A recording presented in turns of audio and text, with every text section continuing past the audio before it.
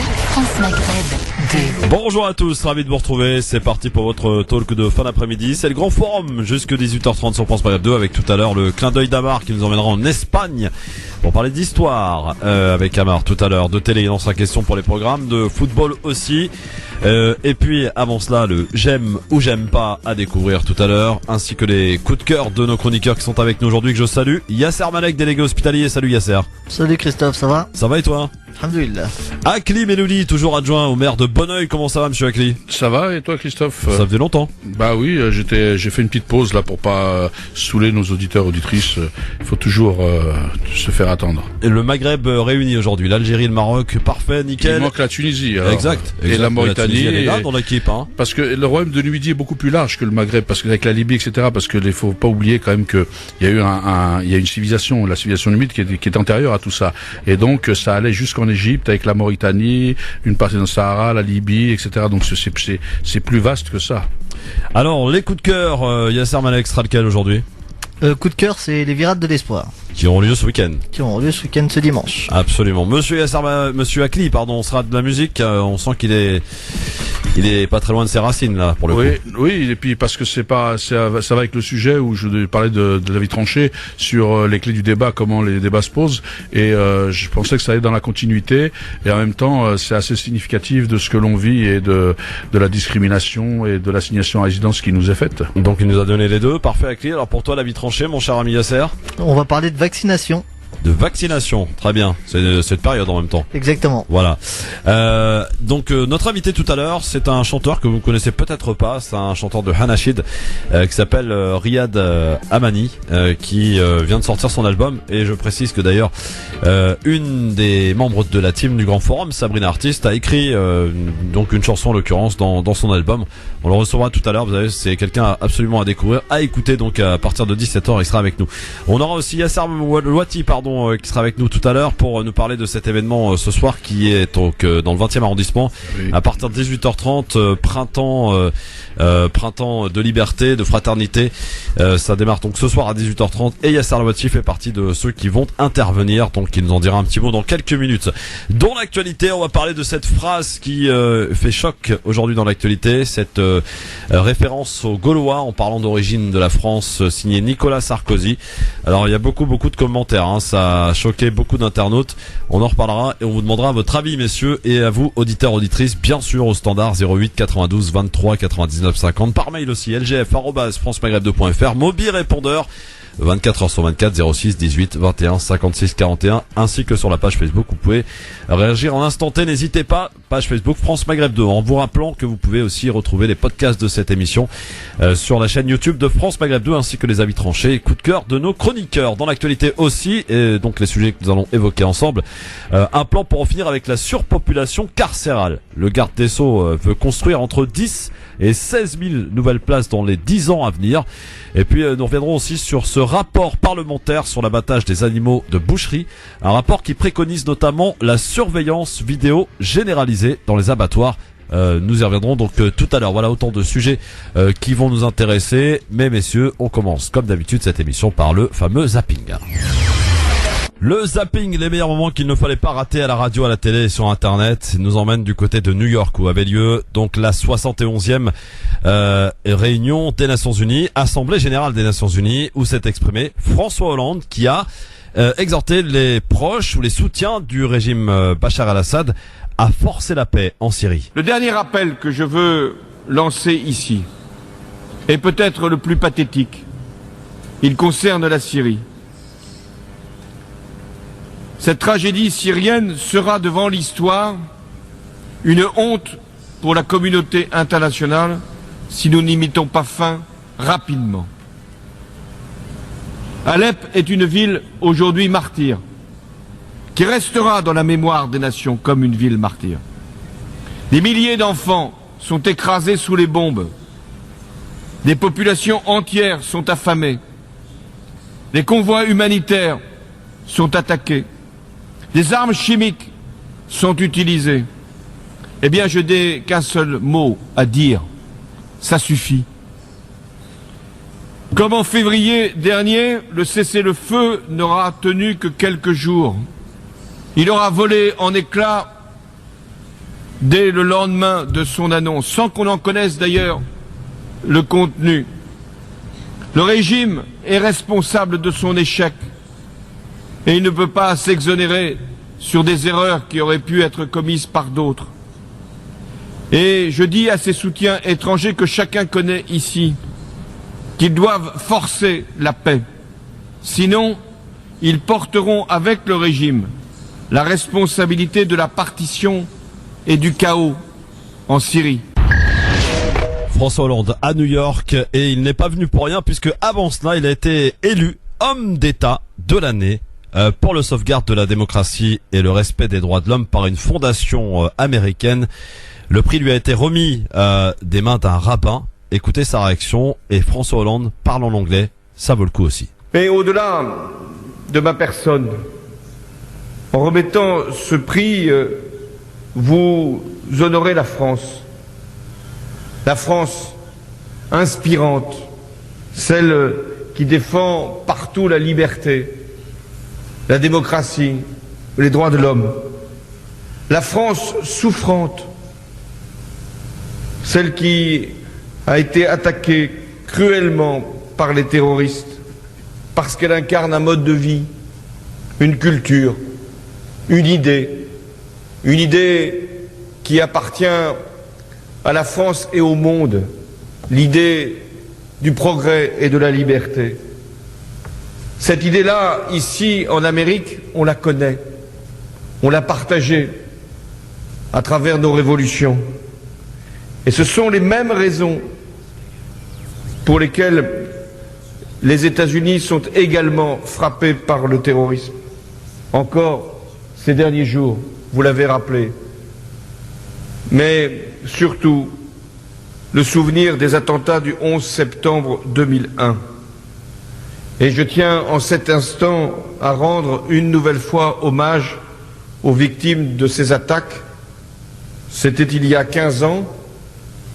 On that day we were all Americans, but today you are all French because you are aware that the threat is terrorism. Et le pire, c'est que c'est même pas une blague. Allez, on continue ce zapping avec un petit tacle signé Cyril Eldin dans le Petit Journal, le nouvel animateur de cette émission sur Canal+. En profite pour apporter une réponse à ces détracteurs qui sont d'ailleurs nombreux. Mais j'ai l'impression que de plus en plus de gens disent du mal de moi en ce moment.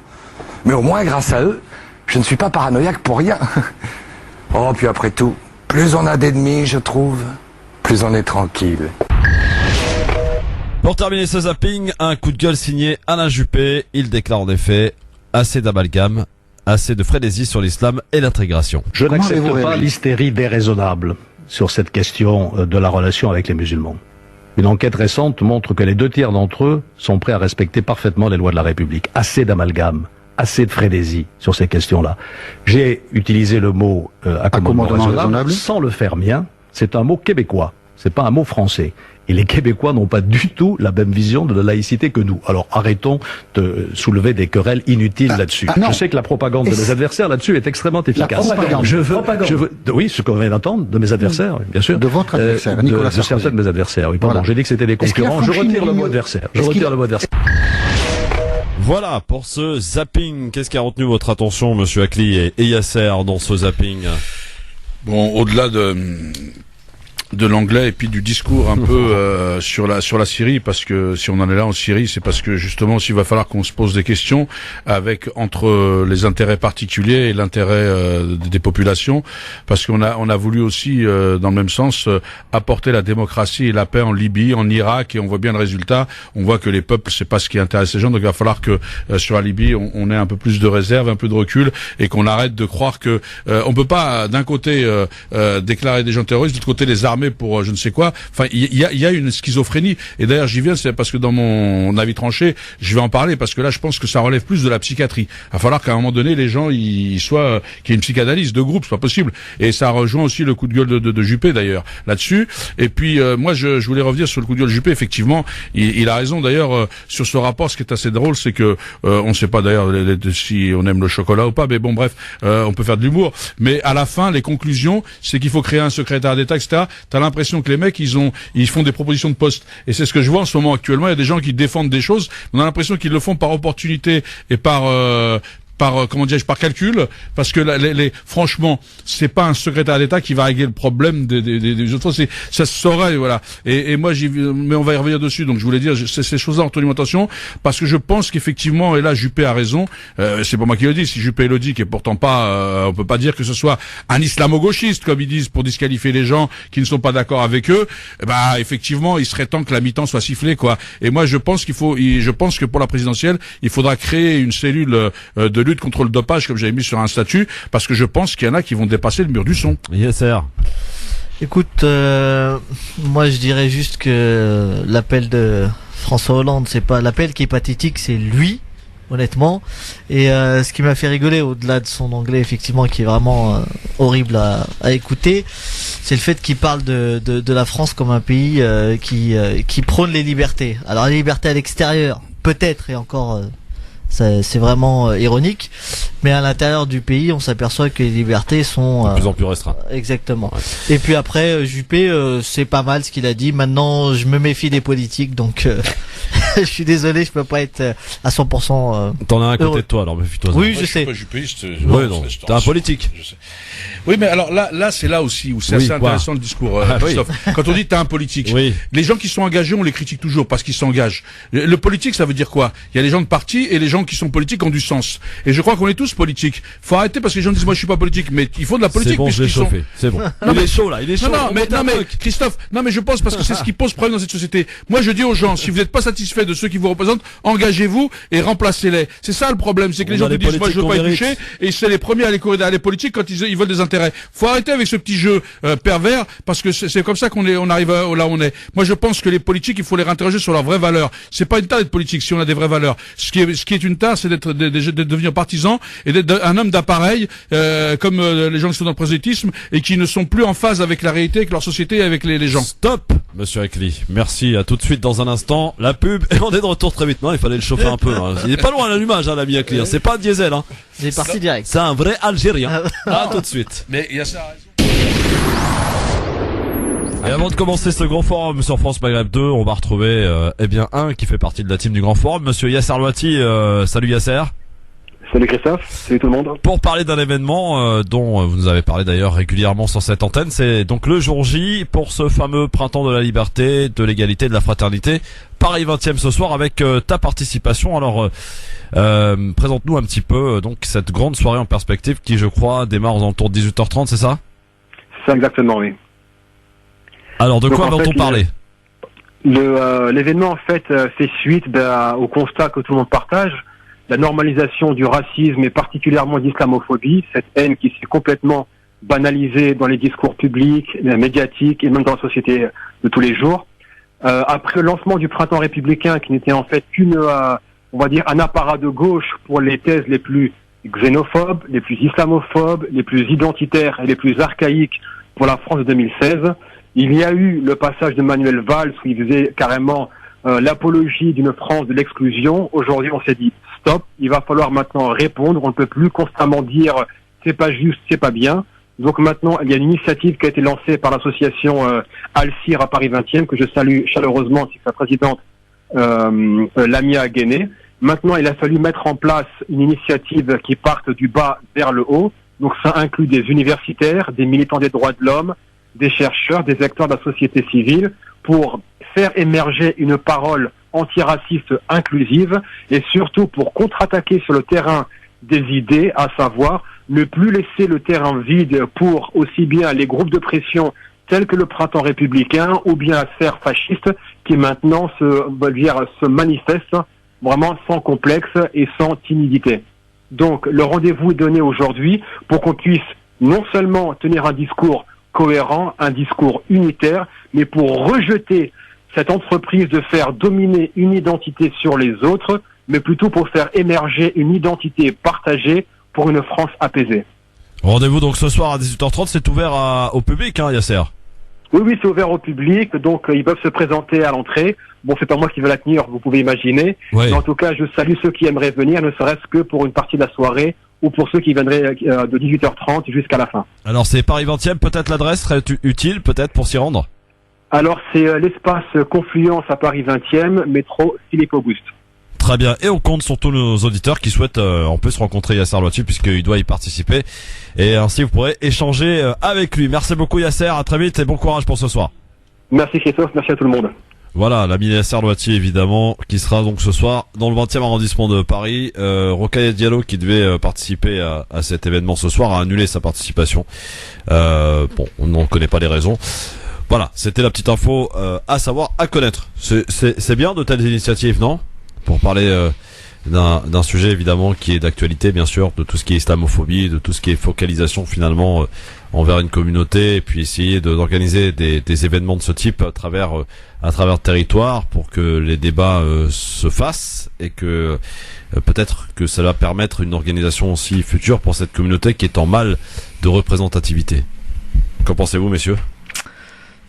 Je suis obligé de répondre. Bah oui, bien sûr, Yasser.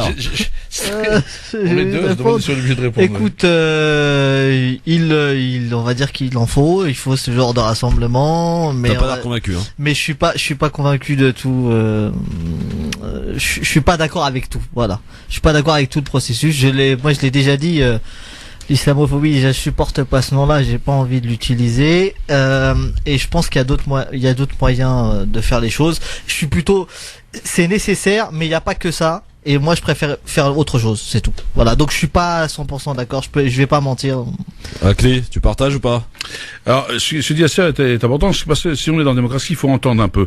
Moi, j'allais venir dans la vie tranchée. C'est vrai que aujourd'hui, je sais pas si à continuer à courir derrière le débat tel qu'on nous l'a posé, on rend service aux musulmans. C'est ça le fond. Parce qu'à un moment donné, il faut aussi se réinterroger, parce que ça fait un moment que ça dure, et on a l'impression qu'il y a un peu à chaque fois que quelqu'un fait quelque chose, il y a un peu une espèce de surenchère. Donc il faut peut-être réfléchir au débat, parce que moi j'y viendrai dans la vie tranchée, donc je vais pas dévoiler un peu les choses là, parce que je pense que on nous a posé des clés du débat et on passe notre temps à courir derrière pour répondre. Je pense qu'il faut qu'on inverse les clés du débat, et je pense qu'aujourd'hui il est temps d'avoir une nouvelle réflexion sur les modes de lutte, parce que moi aussi il y en a qui m'ont dit tiens, c'est bizarre, tu défends l'islam, et il y en a qui ont pensé, par exemple, quand j'étais en Algérie, j'étais manifesté pour une femme qui a été brûlée, on m'a dit t'as pas été à tel endroit parce que le gars était victime de je ne sais plus quoi, parce que le gars qui était chrétien, enfin je sais pas si c'est le fond, mais à la justice c'est prononcé, et en me disant tu défendrais pas, donc en clair tu défends l'islam, c'est-à-dire que je serais devenu moi-même théologue ou je ne sais quoi, ce que je ne suis pas. Et donc j'avais dit je défends le burkini en France et je défends le bikini en Algérie,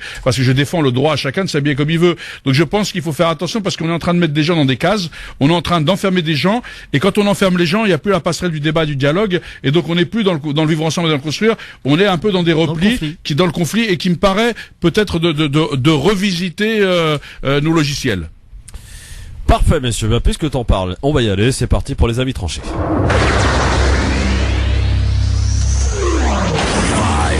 4, 3, 2, 1, 0. Si je fais quoi que ce soit, c'est la mise à pied. Alors piétinez-moi, allez-y. On va pas piétiner, mais on va juste écouter, ce qui est déjà pas mal. On va commencer d'ailleurs, par Yasser Malek pour parler de vaccination. Alors, ça fait suite à un article qui est paru il y a quelques années, mais au début de l'année, on a eu pas une grosse polémique sur l'intérêt de la vaccination chez les enfants. Donc, on a surtout entendu les gens qui étaient contre. Et moi, je suis tombé sur cet article. Je ne prends pas le parti. Je vous laisse faire votre choix. Alors, l'article s'appelle La vaccination, le débat est clos, point d'interrogation. Donc, ça c'est le titre. Son auteur, c'est Bruce Tapiero, donc qui est chef de service des maladies infectieuses et prof agréé en pédiatrie. Donc il travaille au Canada, au CHU de Sainte-Justine. En fait, cet article fait suite à la sortie d'un film qui s'appelait Silence, on vaccine. Et pour lui et ceux qui ont travaillé sur cette étude, ce film est malhonnête, dangereux, et en fait il joue sur les émotions en pointant du doigt un lien qui est celui entre la vaccination et les problèmes neurologiques et les atteintes neurologiques, et donc le risque de santé grave chez l'enfant si on les vaccine. Alors lui rappelle que au niveau du XXe siècle, la vaccination c'est l'une des plus grandes avancées scientifiques. Notamment, on a pu éradiquer la polio, la diphtérie, le tétanos, et même avec les nouveaux vaccins, certaines formes de méningite et donc de rougeole ont disparu. Alors certes, il y a des effets secondaires, les effets secondaires sont connus et documentés, mais les formes sévères liées à ces effets secondaires sont quand même rares et moins graves que la maladie en elle-même. C'est ce qui ressort de cette étude. Et il pointe du doigt 3 pays, notamment la Suède, le Japon, et la Grande-Bretagne, qui ont eu un peu la même chose qu'en France, cette force donc contre ces vaccinations là, ces lobbies. Et en fait, on s'est aperçu que juste après, il y a eu une épidémie, notamment de rougeole, qui a causé beaucoup de problèmes dans ces pays-là. Et il cite un exemple aussi sur l'ex-Union soviétique, donc il y a eu à peu près la même chose, et on a recensé plus de 160 000 cas de patients atteints et plus de 4 000 morts. En conclusion, parce que je vais pas rentrer dans le détail technique de l'étude, j'emmerderai tout le monde, excusez-moi du terme. En fait, il dit quoi, cet article? Qu'il n'y a aucun lien entre la vaccination et notamment l'apparition de l'autisme chez l'enfant, parce que ça c'est un sujet qui est ressorti pas mal. Et en fait, on dit aujourd'hui que le vaccin Orion, rubéole et rougeole n'entraîne pas de l'autisme chez l'enfant. C'est une donnée complètement fausse. Il dit aussi que l'utilisation du dérivé de mercure, là aussi c'est un point qui a été soulevé, n'est pas plus dangereux qu'un autre vaccin sans mercure. Et le nom de ce dérivé, c'est le thimerosal, pour ceux qui sont intéressés. Et pour terminer, donc la vaccination, selon lui, est sécuritaire. Les études qui ont été menées ont été faites de manière très sérieuse. Ensuite, moi je terminerai par mon avis, qui est de faire confiance aux professionnels de santé et d'en discuter avec eux. Ne prenez pas tout ce qu'on vous dit sur internet à cœur et se dire voilà, c'est bon, on nous a dit ça, donc c'est ça, mais plutôt discuter avec les gens qui savent, comme dans la religion, discuter avec les gens de science. C'était mon avis tranché. Akli, moi ça me rappelle étrangement cette histoire de vaccin. Tu te souviens avec Roselyne Bachelot là, je sais plus pour quelle maladie d'ailleurs elle avait commandé. Ouais, la grippe, ouais. Et elle avait commandé combien de vaccins? C'était un truc de fou. Hein. Ouais. Alors il y a effectivement qu'il y a des lobbies, mais c'est intéressant parce que moi je viens à cette émission depuis un moment et je découvre Yasser, et c'est intéressant parce qu'au moins il amène des sujets de société. Parce que souvent aussi on parlait tout à l'heure des débats, des débats. Quand on reste toujours sur le même sujet, on a l'impression de s'enfermer, on parle pas à tout le monde. Et je trouve ça assez intéressant. Et pour ça, l'apparition de la vie tranchée permet une diversité dans les sujets abordés. C'est pour ça que je saluais cette initiative, Christophe, qui me paraît intéressante. Et dans ce qu'il dit, en réalité, le problème, faut qu'on se trompe pas, c'est pareil pour les débats, c'est pas le vaccin, c'est le produit qui est mis dedans. C'est-à-dire que est-ce qu'on fait évoluer la science, ou est-ce que il y a des intérêts des lobbies qui nous mettent des placebos dont les effets secondaires sont pires. Et on va y venir tout à l'heure, c'est dans le débat public. Quand on est dans un débat, quand on pose un médicament, c'est aussi un médicament, il faut regarder que le remède, que les effets secondaires ne soient pas pires que le remède. C'est là où c'est ça le vrai fond du débat, dans ce que je retiens. La fameuse balance bénéfice-risque. Bénéfice-risque. Et c'est là aussi, y compris dans ce débat qu'on a aujourd'hui, tout à l'heure on parlait des colloques, on en a aussi salué le travail de Made in Marseille, qu'on fait le premier justement par rapport à nos enfants sur les quartiers nord de Marseille auxquels je participe. Et donc c'est qu'à un moment donné, c'est de réfléchir si effectivement les effets secondaires ne sont pas pires. Et donc aujourd'hui, on y vient aussi sur la vie tranchée. C'est vrai que aujourd'hui, on se pose plus ces questions-là. Et la question, c'est de savoir si effectivement ce vaccin permet le bénéfice est plus conséquent ou pas. Et si ces laboratoires font le travail de recherche, c'est-à-dire qu'ils réinvestissent, ou alors si c'est que un produit mercantile. Et c'est là où c'est ça le vrai fond du débat. C'est pas de savoir si on est pour ou contre, c'est de savoir l'intérêt pour la population. Il soulève un problème avec Yasser, c'est le lobby du laboratoire pharmaceutique qui sont extrêmement présents. On l'a vu dans plusieurs exemples d'ailleurs. Il y a les deux en fait. Parce que bon, moi je connais bien le sujet. Il y a des lobbies d'un côté et des lobbies de l'autre. Exactement. C'est des deux côtés. T'as les anti-labos, t'as des laboratoires qui respectent l'éthique. Faut pas croire. Je rejoindrai tout à l'heure. Akli a dit tout à l'heure, les politique n'est pas égal à. Laboratoire n'est pas égal à. Je suis désolé et je vais peut-être choquer certaines personnes, mais il y a des laboratoires qui sont éthiques, qui récupèrent l'argent, qui le réinvestissent. Et tout à l'heure, je vais parler des virades de l'espoir.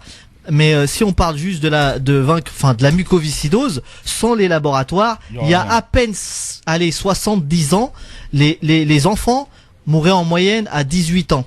Avec l'arrivée des traitements dans la mucoviscidose, l'espérance de vie est à peu près à 70 ans. Donc, comme disent que les laboratoires se font que de l'argent et servent à rien du tout, allez dire ça aux gens qui souffrent de mucoviscidose, c'est tout. Alors vous pouvez réagir évidemment aux avis tranchés, que ce soit en nous appelant au standard 08 92 23 99 50, par mail lgf@francemaghreb2.fr, Mobi répondeur 06 18 21 56 41, et puis par le biais du Facebook aussi France Maghreb 2. J'en profite pour saluer un auditeur qui nous a envoyé un petit message privé sur Facebook pour nous saluer et nous dire qu'il nous écoute depuis le Canada et qu'il kiffe France Maghreb 2, en particulier le Grand Forum. On te salue, ami donc du Canada, je crois que c'est Samir son prénom. Allez, on enchaîne avec l'avis tranché cette fois de Monsieur Hakim Elouli. Alors moi, mon avis tranché, c'est sur effectivement aujourd'hui, on parlait de, moi je vais revenir sur ces débats, sur les clés du débat. Je pense qu'aujourd'hui on est en train de nous poser un débat. Alors aujourd'hui on a trouvé effectivement la porte d'entrée sur l'islam, mais hier c'était, et c'est pour ça que j'ai choisi aussi cette chanson en coup de cœur, parce que c'est comme un déni de notre présence en France. C'est le vrai fond, à mon avis, c'est celui-là. Quand on regarde tous les débats, c'est remettre en cause notre participation à la société française, parce que on parlait de nos parents qui dérangeaient pas, mais nos parents étaient dans le mythe du retour, donc ils étaient pas en train de s'installer. Nous, on nous a dit, vous êtes chez vous. On a cru que c'était vrai. C'était qu'ils plaisantaient pas. Donc, quand on s'est dit, on est chez vous, on s'est dit, bah, alors on s'installe. Et quand on s'installe, on s'intéresse aux affaires de famille. On a commencé à s'intéresser politiquement. On a voulu des postes pour représenter, pour apporter nos idées au débat. Là, on a commencé à déranger. Et on l'a vu aussi, comme nous savons, nous, on vient effectivement de la classe ouvrière, l'immigration. On est venu, nos parents sont venus pour travailler. Donc, on sait ce que c'est que d'avoir souffert tout ça. On a une compassion beaucoup plus facile avec les affaires internationales dans les pays qui souffrent. Donc on nous reproche notre soutien à la Palestine, etc. Alors que c'est pas par rapport à les origines, il y a une religion, il y a une culture. C'est par rapport à des valeurs de société. On nous a appris que la République devait être solidaire, les droits de l'homme. Nous, on a été baignés là-dedans. D'ailleurs, on pose même des problèmes dans nos pays d'origine puisqu'on veut apporter ces éléments-là au travers de faire traverser la Méditerranée, en Afrique, etc. Donc aujourd'hui, qu'on s'intéresse, on n'est plus hôte, on n'est pas invité. Donc je suis désolé, on s'intéresse, on ouvre les placards, on est chez nous. Et donc on dit, bah, on a une religion, tiens, on pratique pas les mêmes religions que vous. Donc on voudrait pouvoir la pratiquer. Et ben là, d'un coup, on dérange. Donc en réalité, on a choisi les sujets, on nous pose des sujets, les clés du débat sur la religion, sur ceci, mais c'est des faux semblants parce que le fond du problème, c'est qu'en réalité, on a l'impression qu'on n'est pas les bienvenus. Et d'ailleurs, quand on a vu pousser certains, les gens soulèvent le problème des Algériens. Moi, j'ai vu dans le cas des hommages aux victimes, ils ont parlé des attentats terroristes pendant la guerre d'Algérie. Qu'est-ce que ça va avoir là? Parce que on n'est pas dans le sujet. Donc en clair, il y a quelque chose qui fait que on l'a vu avec la loi du 23 février, les Algériens sont ciblés, mais à travers les Algériens, les Marocains, puisque ils font pas la différence. Je vous rassure, il n'y a pas un sigle où tu dis moi je suis là, je suis Dieu. Pour eux, c'est les mêmes. C'est le Félouz qu'il fallait chasser. Pour cela, je parle. C'est cette position. Et donc, Christophe, si tu veux. C'est pour ça que je suis que la carte de résidence, avant, on menaçait nos parents avec la carte de résidence pour qu'ils tiennent tranquilles. Aujourd'hui, pour qu'ils tiennent tranquilles, nos enfants, on essaie de leur faire des procès d'intention. Si vous bougez, c'est que vous êtes des islamistes, vous êtes ceci, vous êtes cela. Donc, en clair, et du coup, on a, l'étude montre qu'avant, il y avait moins de gens qui affichaient clairement leur religion qu'aujourd'hui, mais j'ai l'impression que les gens le font par dépit parce que ils veulent exister. Et comme on n'arrête pas de les nier, de leur envoyer, est-ce que franchement, sincèrement, Christophe, est-ce que ça valait le coup d'un débat tout l'été pour 10 burkinis sur des plages? Et quand ils disent oui, mais c'est parce que les hommes les oppressent que ces féministes-là iront faire leurs études. Vous savez, si les hommes les oppressaient réellement, elles iraient pas sur la plage. Donc il faut quand même savoir et connaître les choses. Donc il faut arrêter de nous endormir et de rentrer dans ce débat-là. Et nous, on est rentré dans ce débat-là, on essaie de justifier, etc. Donc du coup, les gens disent, bah, pourquoi vous défendez, vous êtes ceci, vous êtes cela? On était en train de défendre des valeurs, les valeurs de laïcité. Il y a des gens qui se sont exprimés là-dessus. Et donc aujourd'hui, il faut que les gens intègrent. La société française du 27 a évolué. Et d'ailleurs, tu en as parlé avec le débat sur Sarkozy qui remet une louche là-dessus. Il a bien compris les thèmes du débat de la présidentielle. Mais si nous, on se mobilise pas pour changer les thèmes du débat, on va effectivement servir de chair à canon pour tous ceux qui veulent exister et se faire élire parce qu'ils n'ont pas de projet. Là, le problème, c'est que les gens, comme ils n'ont pas de projet d'avenir, Christophe, ils sont sur le passé. Et donc, ils ressassent le passé pour faire remonter avec le passé des possibilités. C'est-à-dire que les gens espèrent tous être élus sur un malentendu et non plus sur un projet. C'est ça qui me pose problème et c'est pour ça que je dis il faut aller, c'est le sens de l'essentiel. C'est quoi l'essentiel? C'est quoi la réalité? Qu'est-ce qu'en vérité on poursuit derrière tout ça? Moi, depuis un moment, j'ai le sentiment que notre présence dérange. C'est-à-dire qu'à un moment donné, on nous dit tu vas devenir gaulois. Mais on parle d'assimilation, mais les gens n'ont rien compris. Tu vas assimiler qui à quoi? On est français, on est des Français, on nous a expliqué qu'on était français. Il y a un changement de programme. C'est-à-dire qu'on est français. La déchéance, on est français par alternance, on est français en CDD. Ils sont en train de nous créer le CDD de la francité. Ils sont qui ces gens-là pour décerner des certificats de francité? Quelle notion ils ont là-dessus? Ils confondent la nation, le patriotisme. Ce sont pas des patriotes. Les patriotes qui défendent l'intérêt du pays, ne défendent pas l'intérêt de caste. Donc tu vois, c'est pour ça que je suis désolé d'être je suis un peu agacé parce que depuis un moment, et j'ai l'impression que chaque fois qu'on s'exprime dans le sens des libertés, la liberté de culte, c'est quand même dans la laïcité, la loi 1905, c'est les articles 1 et 2, si t'enlèves ça, il n'y a plus rien. La loi protège la foi tant que la foi ne fait pas la loi. On me dit, mais il y en a qui voudraient faire la loi. Mais il y a des lois pour ça, poursuivez-les. S'il y a des gens qui oppriment les femmes, mais traduisez-les en justice, pourquoi vous le faites pas? Et qu'est-ce qui vous empêche de le faire? Il y a tout l'arsenal juridique pour le faire.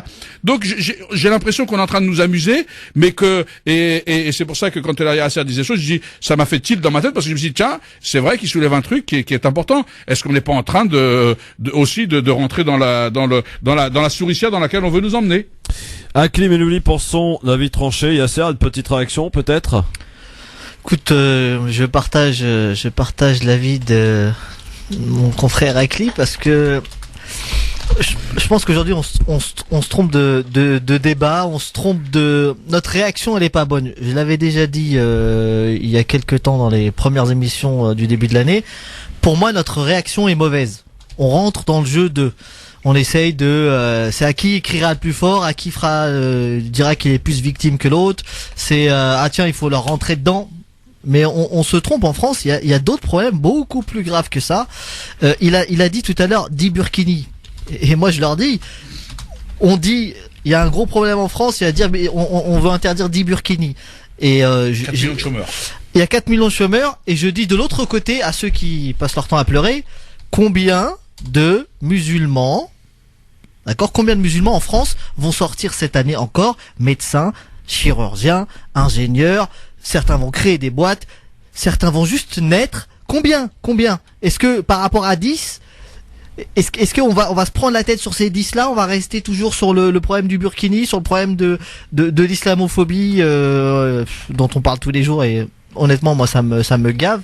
Je préfère qu'on parle des vrais problèmes et qu'on parle des vraies réussites.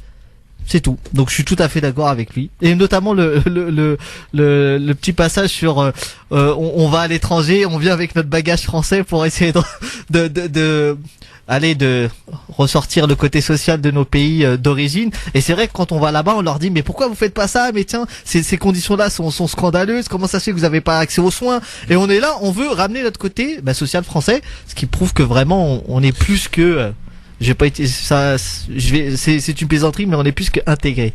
Voilà. Allez, on enchaîne justement. On reste un peu dans le même sujet finalement avec une phrase qui fait en ce moment la une de toute la presse et même d'internet et des réseaux sociaux, signé Nicolas Sarkozy. Que soit la nationalité de vos parents, jeunes Français, à le moment où vous devenez Français, vos ancêtres, ce sont les Gaulois.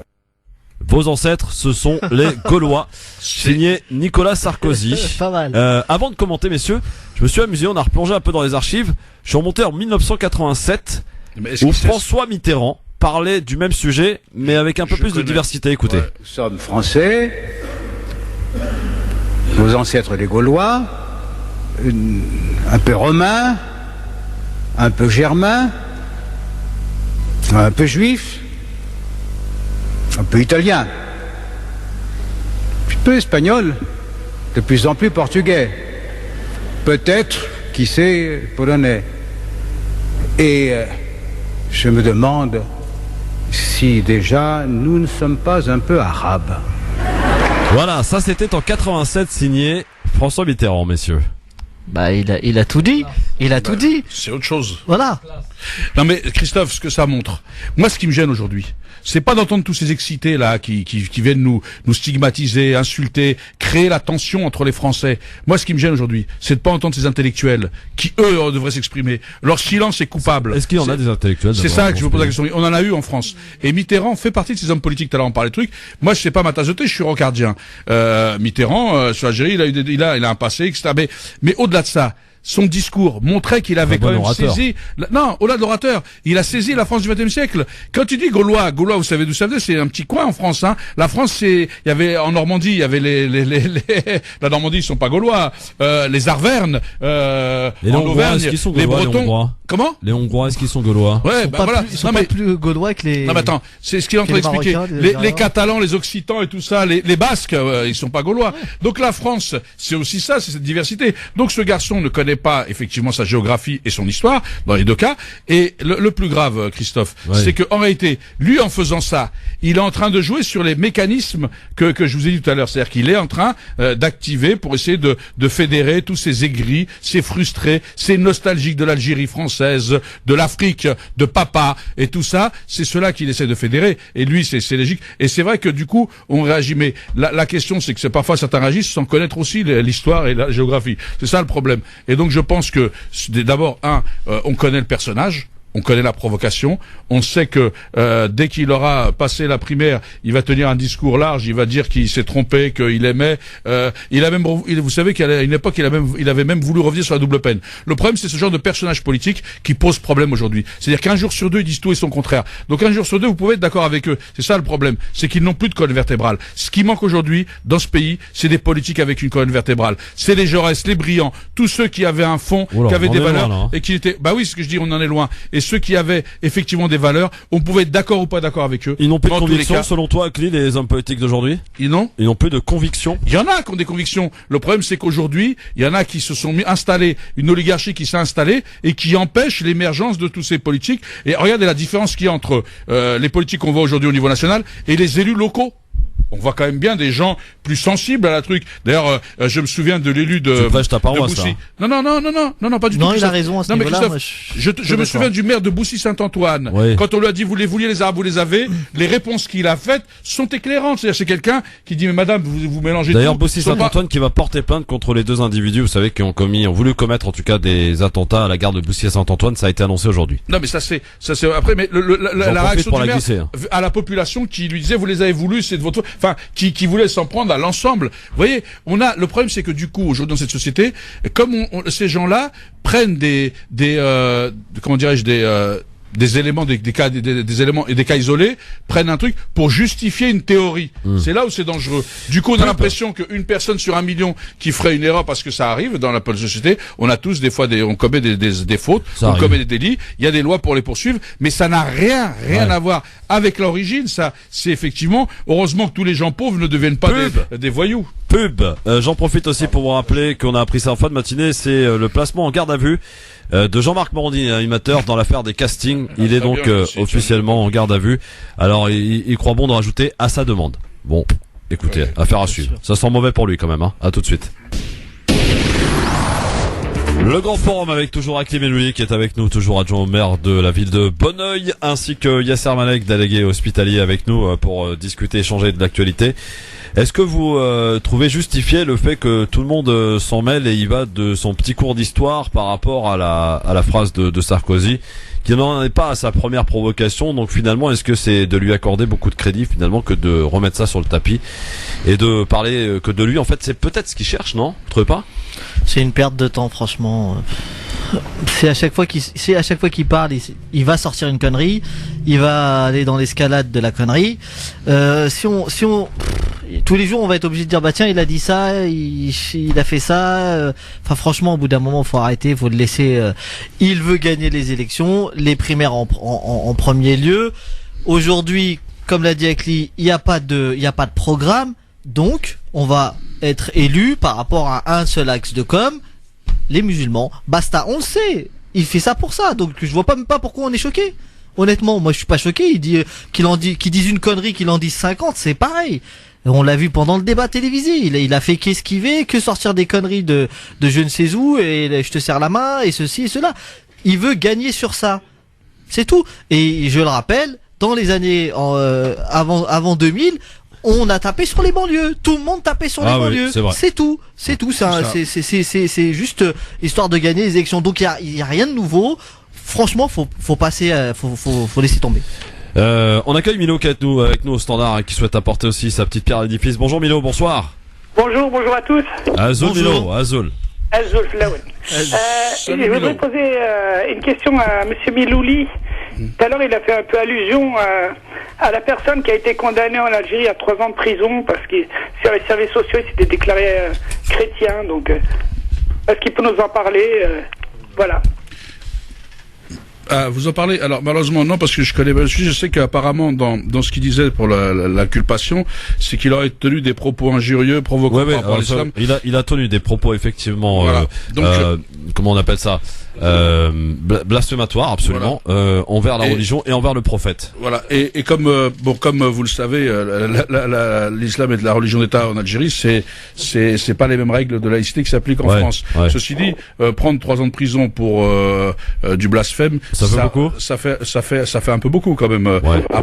Après, moi, je connais pas bien le dossier, donc je voudrais pas répondre et dire des bêtises. Vous savez, tout le monde est prêt à parler de tout pour aller dans le sens du poil et se faire aimer tout le monde. Ça marche pas comme ça. Moi, je préfère être franc. Je connais pas le dossier. C'est vrai que quelqu'un m'en avait parlé parce que j'avais été manifesté, si vous vous souvenez, pour la femme qui avait été brûlée, justement parce qu'en Algérie, maintenant, il y a aussi avec tout effectivement, certains extrémistes, hein, ça existe. Eh bien, des agressions qui sont faites sur les femmes et tout dans la rue. Ou même pas extrémiste, parce qu'il est drague et les femmes pas. Donc j'avais été à cette manifestation et c'est comme ça que j'avais été interpellé sur cette question-là, monsieur. Voilà Milo, donc il ne vous répondra pas. Juste une petite réaction quand même. Vous croyez pas que c'est un peu trop facile quand même, même blasphémer, prendre 3 ans de prison en 2016, vous croyez pas Milo, que c'est... Milo, c'est justement ce qu'on a dit, c'est ce qui m'a posé la question Christophe. Je disais, ça fait un peu beaucoup quand même parce qu'il a blasphémé, quoi. Sinon, c'est trop facile de dire oui, je sais pas, peut-être. Ah non, mais j'ai pas dit ça. Moi, j'ai répondu. Non, mais je connais, voilà. C'est ce que je suis en train de vous dire. Il faut être juste des deux côtés, quoi. Eh ben, je suis en train de vous dire, je dis juste que, normalement, il a pas blasphémé s'il a fait ce truc. Comme ici, on peut poser des gens. Je dis juste que je connais pas réellement les dossiers, je vous parle des arguments qui sont avancés pour les gens.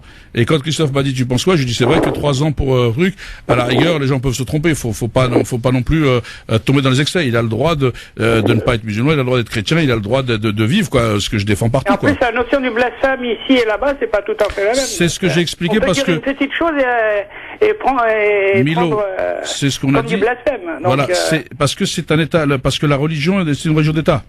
Oui, mais c'est pas une raison. C'est pas, bien sûr. Est-ce que j'ai dit c'est une raison? Je donne. Pays, même on est aux États-Unis,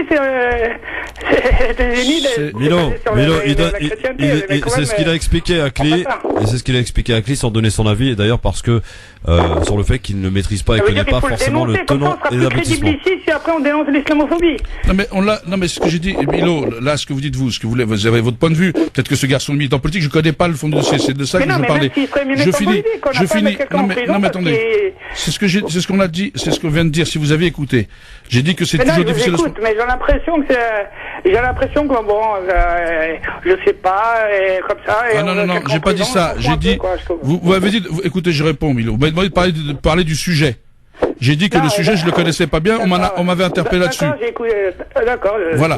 Ensuite, je trouve que Milo, je finis. Ensuite, Christophe m'a dit à Cli, qu'est-ce que tu penses de la truc? Je dis c'est 3 ans ou avoir une condamnation parce qu'on a dit des choses, parce qu'on a dérapé. Je trouve que c'est un peu, c'est abusé. C'est ce que j'ai répondu. Donc j'ai répondu à votre question. Je répondais quand j'ai dit je connais pas le sujet, c'est parce qu'on m'a dit pouvez-vous nous parler de l'affaire? Tu comprends? C'est ça, voilà. Donc qu'on se méprenne pas.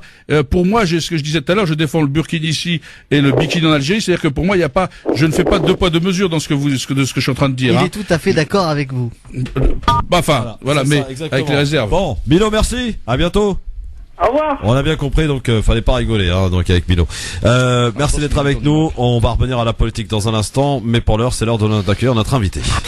France Maghreb 2, l'invité de la rédaction. Et messieurs, on va parler un peu de musique. Tiens, ça va changer pour se détendre un petit peu. Je vous présente monsieur Riyad Amani. Bonsoir Riyad Amani. Bonsoir Christophe. Bonsoir, bienvenue sur France Maghreb 2 sur le plateau du Grand Forum pour parler un petit peu de musique et de musique. Vous êtes un chanteur de Hanachid. Vous avez sorti d'ailleurs plusieurs albums, dont le dernier en date, En paix avec ma foi, qui est sorti donc au mois de mai dernier. Vous chantez en français la plupart du temps, avec de temps en temps en arabe. Bon, présentez-vous un petit peu aux auditeurs. Est-ce qu'il y a au travers de vos chansons des messages que vous souhaitez faire passer? Quel type de message?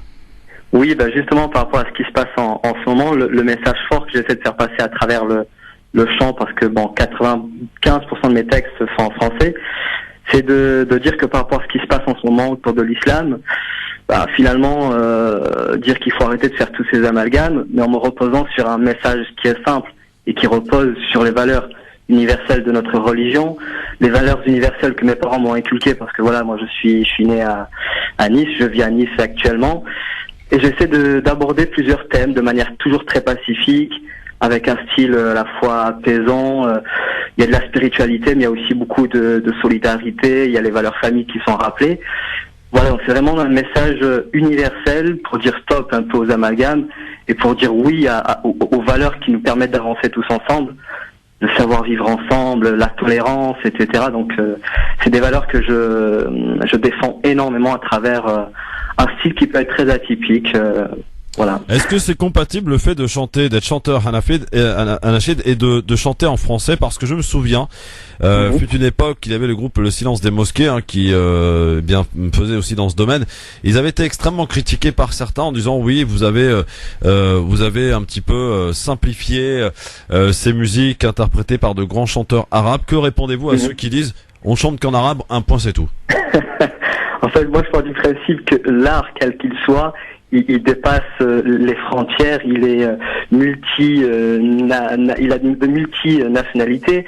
Moi, le principe est simple. Aujourd'hui, je chante, je fais des anachides en français parce que c'est ma langue maternelle. Il y a un petit peu d'arabe pour rappeler aussi mes origines, mais c'est un style qui est complémentaire avec le style arabophone. D'ailleurs, dans un de mes titres aujourd'hui, dans cet album, il y a un chant dans lequel je rends hommage au prophète bien-aimé, paix salut sur lui. Je partage le titre avec un featuring et avec un arabophone. Et je trouve que le fait de mélanger ces deux univers, surtout en ce moment, c'est de pouvoir réconcilier le regard ou les a priori qu'on peut avoir vis-à-vis de la spiritualité. Et moi, je dis qu'au contraire, c'est ces deux styles qui peuvent être très complémentaires. C'est pas parce que c'est simple que c'est pas aussi efficace et touchant. Donc moi, Riyad Amani, soutiens en fait toutes ces personnes-là. Vous êtes de Nice. Vous êtes de Nice. Vous nous l'avez dit d'ailleurs dans votre album. Il y a une chanson. Vous avez fait une chanson dans laquelle vous parlez de ce qui s'est passé à Nice. Vous y étiez vous le 14 juillet à Nice? En fait, j'y étais quasiment une demi-heure après, tout près du corps de la première dame qui nous a quittés, qu'elle repose en paix, paix à son âme. Donc, quand l'album est sorti, en fait, ce qui est hallucinant, c'est que quand on regarde la jaquette, je suis assis sur la promenade des Anglais, j'ai choisi un titre en paix dans ma foi, et cet album est sorti 2 mois avant les événements. Donc, en fait, moi, j'avais une volonté profonde de dire non à tout ce qui se passe. Et quand j'étais ce jour-là, donc le 14 juillet, une demi-heure après les événements, j'étais extrêmement touché. Et une manière à moi qui m'a permis aujourd'hui de mieux vivre cette tragédie, c'était de rendre hommage à toutes ces personnes qui nous ont quittés, quelles que soient leurs convictions. Il y avait des musulmans, il y avait des non-musulmans, il y avait des enfants, il y avait des personnes âgées. C'est un titre qui n'est pas présent encore dans l'album, il sera, j'espère, présent pour le 14 octobre. Donc c'est un titre qui s'appelle Reposer en paix. Mais aujourd'hui, quand on écoute l'album, on comprend le discours. Le discours, il est très simple. Non aux amalgames, non aux violences, et oui à la tolérance, et voilà, arrêtons de chercher ce qui peut nous différencier, mais restons tous unis vers des causes communes et universelles. Alors, j'en profite aussi pour signaler aux auditeurs qui connaissent un peu Sabrina Artis, qui fait partie de la team du Grand Forum, qui était là d'ailleurs hier. Elle a signé un titre dans votre album, il s'appelle Pardonne-moi. Tout à fait. Donc, je la salue au passage. Elle a écrit un texte qui me tient énormément à cœur parce que, voilà, la thématique, le pardon, c'est ce qui conditionne un peu le cheminement spirituel de tout un chacun, avec cette volonté toujours d'aller vers les autres et de propager le bien. Bon, elle a écrit ce texte-là de très belle manière. Elle m'a aussi pas mal conseillé sur l'écriture d'autres textes et sur la thématique. Voilà, donc moi je suis vraiment ouvert à toutes les collaborations et je remercie sincèrement la participation de Sabrina qui a fait de très très très belles choses. Alors pour finir, à moins que nos amis Akli et notre ami Yasser aient une question à vous poser, profitant de votre présence, Riyad Amani, que répondez-vous, là on change d'aspect, d'exemple, que répondez-vous à Christian Estrosi qui avait dit si les frères Kouachi étaient venus à Nice, ils n'auraient pas fait 3 ronds-points? Bon, moi très sincèrement, je veux pas tomber dans la polémique ou quoi que ce soit. Moi personnellement, quand je me suis rendu sur les lieux du drame, quasiment une demi-heure après que la tragédie ait frappé, on est arrivé sur les lieux très facilement. Personne n'était préparé, voilà. Aujourd'hui, moi, ce que je dis, c'est, je ne pointe pas du doigt une défaillance ou quoi que ce soit, c'est que c'est des événements qui ne peuvent pas se préparer, donc on ne peut pas forcément pointer du doigt le manquement de quelqu'un. Donc, moi, je dis qu'au final, aujourd'hui, voilà, le passé, c'est le passé, faut regarder devant et faire le maximum pour que ce type de tragédie ne se réitère pas. Yasser Ekli, peut-être une question pour notre ami? Oui, moi j'ai une question. Salam alaikum. Est-ce que vous êtes écouté par les non-musulmans? Parce que c'est toujours intéressant de transmettre le message à la communauté, aux Arabes, mais le plus important, en tout cas pour moi, c'est de communiquer avec les autres. Donc, est-ce que vous êtes écouté? Et si oui, quels sont les retours? Et sinon, qu'allez-vous faire? Est-ce que vous allez... Il y a une démarche d'entreprise dans ce sens-là. Ouais, voilà. Ouais. Exactement, tout à fait. Enfin, moi, je suis ravi d'entendre ce type de questions parce que elle rejoint un petit peu le dernier coup de fil que j'ai reçu de la part d'un prêtre qui m'a demandé de participer à un événement interreligieux pour justement dire non à tous les amalgames qui peuvent se faire. Ce qui est assez paradoxal et très touchant à la fois, c'est que depuis les événements, le fait qu'on montre du doigt énormément l'islam, moi je reçois beaucoup de messages de soutien de non-musulmans. Je reçois des enfants, de messages de parents, de chefs d'établissement en me disant tiens c'est intéressant parce qu'on ne connaissait pas ce style, généralement c'est en arabe, et le fait que ce soit en français, notamment porté par quelqu'un qui est né en France, qui a une nationalité française avec des valeurs françaises et enfin binationales, on va dire ça comme ça. Donc aujourd'hui l'objectif est d'en faire encore un peu plus pour toucher encore un large public. Mais en tout cas moi j'ai cette volonté-là, je l'ai depuis le départ quand j'ai commencé à faire le chant. Et on voit que au final, avec ces événements-là, le fait de pouvoir apaiser les tensions avec la musique, notamment le Hanachid en français, c'est quelque chose qu'il faut porter. Et moi en tout cas, ce qui se passe en ce moment me motive encore plus parce que j'ai de la peine de voir tout ça et je veux dire non à ma manière à tous les amalgames et à toute forme de violence. Il s'appelle Riyad Amani. L'album, on peut le trouver où? L'acheter où? On peut le retrouver sur mon site internet très bientôt dans la distribution classique. Sinon, on peut les retrouver très facilement sur tout ce qui est iTunes, Google Play, Spotify, Deezer, donc en version digitale.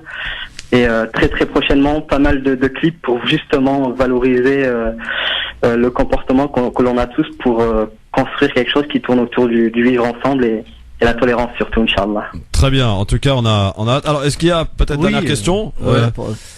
Dernière question, pardon, Akli, juste par rapport au fait qu'il y ait peut-être des concerts ou une tournée de prévue pour indiquer à nos auditeurs qui pourront voir Riyad bientôt chez eux.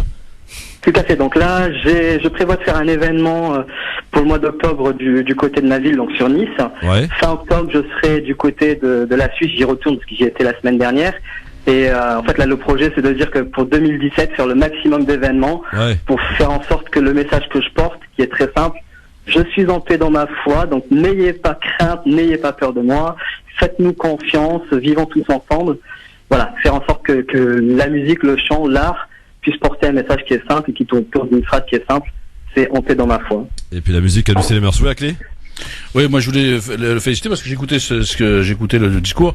Je trouve que c'est bien parce que il est en train d'expliquer la part universelle dans chacun de nous qu'on doit partager, et le faire en français, c'est permettre justement de partager ça avec d'autres. Parce que si c'est que entre nous, c'est ça. Et donc je pense que l'art, la culture, c'est quelque chose qui est universel, qui n'appartient pas à une langue aussi. Ça appartient donc c'est cette part d'universel qu'il faut partager. Et vraiment dans ton discours, je vous félicite parce que j'ai pas tutoyé. Merci beaucoup. Mais il y a vraiment félicitations, et c'est vrai que quand tu as dit je le fais en français parce que c'est ma langue maternelle et ça me permet de le partager avec un plus grand nombre, je t'encourage à continuer et bravo pour ce que tu essayes de faire. Riyad Amani, merci beaucoup, en tout cas merci beaucoup pour votre confiance, pour votre écoute et bonne continuation dans vos actions aussi. Riyad Amani, En paix avec ma foi, c'est l'album donc qui est sorti au mois de mai. On va écouter un extrait de ton album. C'est une chanson que tu as consacrée, écrite pour les parents. Parle-nous en 2 secondes de cette chanson.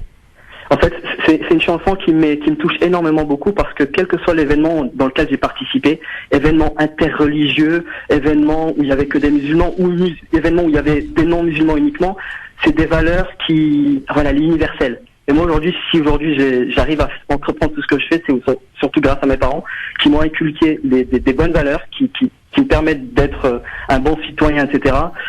Voilà, donc comme on dit chez nous, la baraka, elle vient quand tu écoutes tes parents, quand tu essaies de faire en sorte qu'ils soient fiers de toi. voilà, moi c'est le plus beau cadeau que je puisse leur faire, qui a un hommage à tous les parents. Riyad Amani, merci, à très vite. À très vite, à bientôt, merci.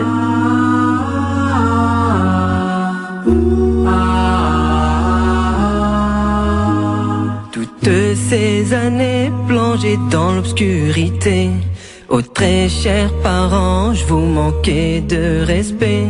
J'étais loin de penser que j'étais si ingrat.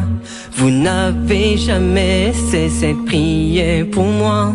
Vous êtes toujours présent pour mon bonheur.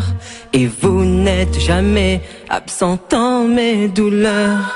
Oh papa, maman, je vous aime de tout mon cœur. C'est vous qui portez la clé de mon bonheur. Oh papa, maman, je m'en veux profondément de ne pas avoir été reconnaissant. Maman bien-aimée, c'est derrière ta piété que t'as supporté le mal que je te faisais. Au fond de ton cœur, tu m'as toujours porté. Et dans mes douleurs, tu me réconfortais. De jour comme de nuit, tu te prosternais pour que Dieu m'habille de foi et de piété. Maman, je m'en veux de t'avoir fait souvent pleurer. Maman, je m'en veux m'être laissé emporter. Maman, je m'en veux pas t'avoir écouté. Maman, comme je t'aime, aussi tu savais. Oh papa, maman, je vous aime de tout mon cœur. C'est vous qui portez la clé de mon bonheur. Oh papa, maman, je m'en veux profondément de ne pas avoir été reconnaissant. أمي أبي أنتما في قلبي بالله العظيم أرجوكم سامحوني. أمي أبي أنتما عيني إن شاء الله معكم في الجنة. Riyad Amani, il s'appelle donc En paix avec ma foi, c'est le titre de cet album. Alors, vous aimez ou pas? Faut dire la vérité, hein. Non, c'est très sympa. Moi, je trouve que c'est sympa. Et puis les paroles, c'est des paroles constructives, ouais, du texte. Et puis il fait c'est l'ode aux parents et tout ça, ce qui je trouve bien de Nord, c'est assez intéressant. C'est mieux que de parler de Sarkozy.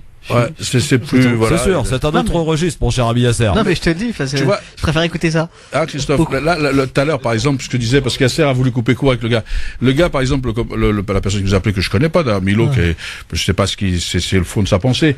Mais le gars m'appelait et c'est marrant parce que je dis ça, j'agis, c'est pareil avec les débats. Il pense que je suis représentant d'Algérie parce que je suis président d'Espace et que je m'intéresse et que je vais souvent. Il m'a dit, mais toi, tu vas souvent, mais je suis pas élu là-bas, donc, je défends des valeurs. Moi, mon but, c'est pas d'accrocher l'Algérie. Lui, j'avais l'impression qu'il voulait accrocher l'Algérie. La personne aurait fait la même chose en Arabie Saoudite, ce que j'aurais condamné aussi, il a peut-être été condamné à mort, tu vois, et la France n'aurait rien dit. Et à un moment donné, il faut faire attention que quand on veut faire avancer les choses, de ne pas essayer d'accrocher, de ne pas être dans l'interprétation, c'est-à-dire que les gens, Yasser avait voulu couper court. J'ai pas dit que j'étais d'accord parce que si le gars est débutant qui fait de la provocation, tu vois, il y a pas mal de choses qui viennent en compte. Donc, et puis, rien n'empêche les gens qui veulent défendre cette cause-là, Christophe, de faire un courrier, de saisir l'ambassadeur, de faire une pétition. Je veux dire, ils attendent en disant, c'est pour ça que je disais, moi, je trouve ça drôle, c'est de dire, et sur ce sujet, tu dis quoi? Et sur ce sujet, comme si qu'ils voulaient trouver une faille en disant, bah, tu vois, t'es pas très clair là. Il y a bien de sujets, beaucoup de sujets sur lesquels je suis pas très clair, parce que je connais pas le sujet, parce que j'ai le droit de pas connaître, et parce que j'ai le droit de peut-être pas soutenir s'il y a d'autres choses. Je veux dire, je suis pas d'accord avec ceux qui veulent diviser, je suis pas d'accord, avec les autonomistes, alors que je suis berbère, mais je suis pas d'accord avec les autonomistes et les terroristes. C'est, à un moment donné, en politique, il faut avoir une colonne vertébrale. Donc, et c'est ça que je veux dire. Eh bien, on a ce problème dans le débat, c'est-à-dire que les gens voudraient n'entendre ou ne cherchent qu'à essayer de stigmatiser, de cornériser, ils refusent le débat démocratique, ou alors ils veulent entendre leur vérité à eux. Avant d'accueillir Kamel, je voulais vous préciser, messieurs, en parlant de politique, que la campagne donc pour l'Élysée débute aujourd'hui. Elle a débuté en tout cas à droite, puisque les candidatures de la primaire organisée par les Républicains ont été officialisées. La candidature du député Hervé Mariton a été invalidée après vérification exhaustive, je cite, de tous les parrainages. C'est ce qu'annonce en tout cas la présidente de la haute autorité Anne Levague. Et ce sont les parrainages donc d'adhérents qui lui font défaut, sont donc qualifiés pour cette primaire. Écoutez bien, Nicolas Sarkozy, François Fillon, Nathalie Kosciusko-Morizet, Alain Juppé, Jean-François Copé, Bruno Le Maire et Jean-Frédéric Poisson pour le compte du Parti chrétien démocrate. Et ça, on peut rajouter... Ce sont donc ces 7-là qui ont été officiellement annoncés aujourd'hui. Et non, je disais ce que je te disais tout à l'heure, et j'ai lu qu'Henri Guénaud voulait se présenter directement avec les 500 signatures, sans passer par la primaire. Christophe, les nains, ils étaient combien? Les quoi? Les nains, c'était combien? Je sais pas, moi. Mais le nombre de nains, il y a combien de nains? Ah, il y a combien de nains? 7. Il y en a qu'un? Blanche-Neige et les 7 nains. Ah oui, pardon, oh là là, oui. Ah, il est fatigué. Tu fatigues. Et donc, apparemment, quel est le rapport avec Blanche-Neige, pardon? On en a 7 là. D'accord. Ça va être c'est vachement on rentre du boulot. Les mecs, vu le boulot qu'ils nous font là, ils vont piocher un peu là. Kamel, bonsoir. Oui, bonsoir à tes invités ainsi qu'aux auditeurs. Alors moi je voudrais dire qu'effectivement, mais je l'avais déjà amené. J'ai toujours dit qu'il fallait qu'il y ait le pendant au sein de l'antenne, à savoir qu'il y a des gens qui professent un discours plus ou moins de gauche. Il fallait aussi, dans cette diversité, qu'il y ait des gens qui soient ou bien neutres, ou bien peut-être du centre, voire de droite, etc., etc. C'est ça, pour moi, le rôle de notre média. Ensuite, je rajouterai à ça qu'il existe un certain nombre de dénominateurs communs que nous avons tous les uns et les autres. Et moi, je crois que c'est au nom de ces dénominateurs communs, vu la situation dans laquelle nous nous trouvons les uns et les autres, qu'il faut mener un véritable travail. Les étiquettes politiques, tout ça, ce ne sont que des concepts. Les véritables valeurs prétendues être n'existent pas ou n'existent plus. Donc, il est important de ne pas nous rouler dans la farine. J'interviens aujourd'hui pour vous donner simplement mon sentiment et le coup de gueule que j'ai envie de porter. Vous savez, c'est la journée internationale de la paix aujourd'hui, ce 21 septembre. Il se trouve que j'ai parcouru l'ensemble de la presse. Je me suis arrêté à 3 ou 4 kiosques, à de nombreux endroits. J'ai écouté les radios depuis ce matin. Personne ne parle de cette journée. Je trouve ça d'une médiocrité. On va bien évidemment faire péter un pétard en plein Paris. Ça va faire la une de tous les journaux, des médias, etc. Je voulais vous mettre face à cette médiocrité pitoyable et dire à tous ceux qui nous écoutent, voilà où nous en sommes. C'est pour ça. Est-ce que la paix intéresse quelqu'un dans ce monde finalement? Comment? Est-ce que la paix intéresse véritablement Eh bien, c'est la question, mon cher Christophe, que je pose à tous ceux qui interviennent, à tous ces marchands les uns et les autres, qu'ils aient ce véritable regard sur notre société. Sachez que, au travers de nos patronymes, de nos gueules, pour parler de manière triviale, eh bien, nous sommes touchés. Donc, il faut sortir des débats politiques, etc., et faire en sorte que nous soyons unis, et il faut aller au véritable combat, parce que c'est véritablement... Kamel, rassemblement tout à l'heure prévu à la place de la République. Je peux dire... À la place de la République, on y est déjà avec quelques-uns, c'est pas mal, oui, effectivement. Alors je parle puisque tu me tends la perche, mon cher Christophe, je vais en parler. Nous menons effectivement dans ce petit collectif qui s'est créé il n'y a pas très longtemps, mais nous sommes actifs, les citoyens musulmans pour la paix, eh bien nous lançons... très prochainement, puisqu'on travaille autour, et je te le dis très sincèrement, autour des 5 questions que nous allons poser. Et c'est très bien, puisque vous avez vu que très récemment, tout le monde commence à faire des sondages, etc., etc. Eh bien, nous disons que nous allons interpeller l'ensemble de la communauté. Une consultation nationale de la communauté des citoyens musulmans. Alors, le rassemblement est prévu à quelle heure, Kamel? Vite, parce qu'il faut qu'on aille vite. Le rassemblement est à quelle heure? Il est à 18h, nous y sommes déjà. Il y a quelques place de la République. C'est très sympa. N'hésitez pas. Nous y sommes et nous y serons jusqu'à 20h. Merci. Ceux qui veulent nous rejoindre, place de la République. Voilà, journée internationale de la paix. Et nous, ce qu'on prêche, c'est la paix et l'amour. Et bien évidemment, et comme le disait le chanteur tout à l'heure que j'ai trouvé génial, parce qu'il faut être présent aussi et passer ces messages d'amour. Il l'a fait, il a très bien fait à l'égard de ses parents. Et je crois qu'il faut pas s'égarer. Il faut rester entier et unis. Merci Kamel, merci. Voilà. Akli, tu voulais lui répondre? Non, pas parce que ce qu'il dit est juste. Il demande le débat. Non, j'allais dire aussi que c'était la journée mondiale contre l'Alzheimer. Absolument. C'est aussi assez important et je sais pas si c'est voulu, mais en tous les cas, ce que je voulais vous dire à Kamel, mais je trouve que ce qu'il dit, je sais pas ce qu'il va penser ça, mais qu'il faut un débat, qu'il faut qu'on croise que le débat c'est pas d'être uniforme. L'unité ne veut pas dire uniformité. Les gens confondent l'unité et l'uniformité. Et je trouve que c'est intéressant. Bien sûr qu'il faut des gens de tous bords et il faut débattre et il faut qu'on amène des arguments. Il faut arrêter avec les clous déjà enfoncés. Yasser Malek, délégué hospitalier à Hakim et Louli, qui font des petites cachotteries en antenne. Je sais pas de quoi vous parlez les gars, mais là... On parle technique. Ouais. Technique, vous êtes sûr? Oui, technique. Très bonnes oreilles, alors faites gaffe les gars. C'est vrai. Ouais. Bon, allez, un petit commentaire signé Ahmed sur internet, sur la page Facebook France Maghreb 2 qui nous dit: le problème identitaire n'est-il pas d'abord la faute des clergés églises musulmanes?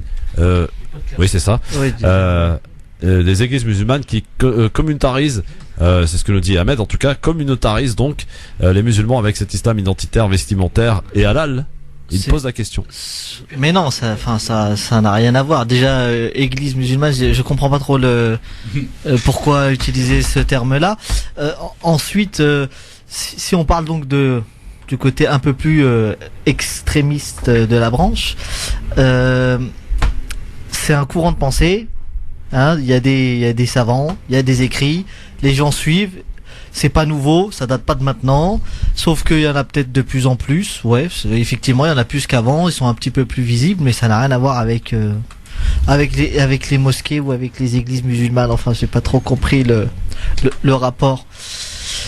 Il y en a et puis c'est tout. On n'a pas le choix. On fait avec. Alors parlons, si vous le voulez bien, encore et toujours de l'ex-président, à savoir Nicolas Sarkozy, qui est donc candidat à cette primaire, est aujourd'hui donc à Calais, dans le nord de la France, ville toujours confrontée, vous le savez, à l'afflux de migrants. Le candidat à la primaire y est accueilli par l'un de ses principaux soutiens dans les Hauts-de-France, la maire de Calais, Natacha Bouchard, l'ancien président, en a profité donc tout à l'heure pour critiquer indirectement François Hollande. La situation à Calais est l'illustration de la démission de toute autorité de l'État. Voilà ce qu'a dit Nicolas Sarkozy tout à l'heure lors du table ronde avec les élus locaux et les représentants également de commerçants. C'était à l'hôtel de ville que ça s'est passé. Donc il a écouté tout le monde, il a parlé beaucoup, comme on s'en habitude, avant de livrer donc des solutions déjà connues. Alors établissement des contrôles aux frontières, donc une possibilité aussi que les Anglais en fassent d'eux-mêmes et donc construisent un espèce de camp à la Calais, et puis ils promettent tout simplement en tout cas la disparition de la jungle d'ici à l'été 2017. Écoutez bien, l'ancien ministre de l'Intérieur qui avait donc on se souvient rasé le Sangat pour régler le problème, justement ça n'avait rien réglé, et il se présente aujourd'hui comme étant l'homme de la situation. Bon, un petit commentaire rapide sur cette visite du côté de Calais, où là encore, que ce soit Nicolas Sarkozy ou les autres, ils ont tous échoué de toute façon, et le problème perdure. Tu as tout résumé, hein. Qu'est-ce que tu veux dire? Ils vont trouver quelle solution? Il y en a pas. C'est tout. Ils viendront par la France, ils essaieront d'aller en Angleterre, et puis tant qu'ils pourront pas passer, ils seront en France, c'est tout. À clé. Ouais, je ferai pas de mauvais humour, mon humour graveleux, comme quoi ils ont calé dans le coup, pour le coup, mais c'était trop facile celle-là. C'est pour ça que je ne la fais pas, parce qu'elle était trop facile, donc non, parce que tu as tout résumé.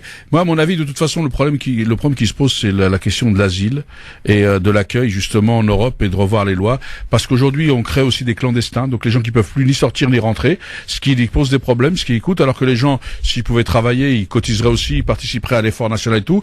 Donc je pense qu'aujourd'hui, les lois sont mal faites et elles ne permettent plus d'avoir un regard humaniste sur le monde et des passages vers la seule, mais de repli. Et on voit bien les sociétés, on voit bien la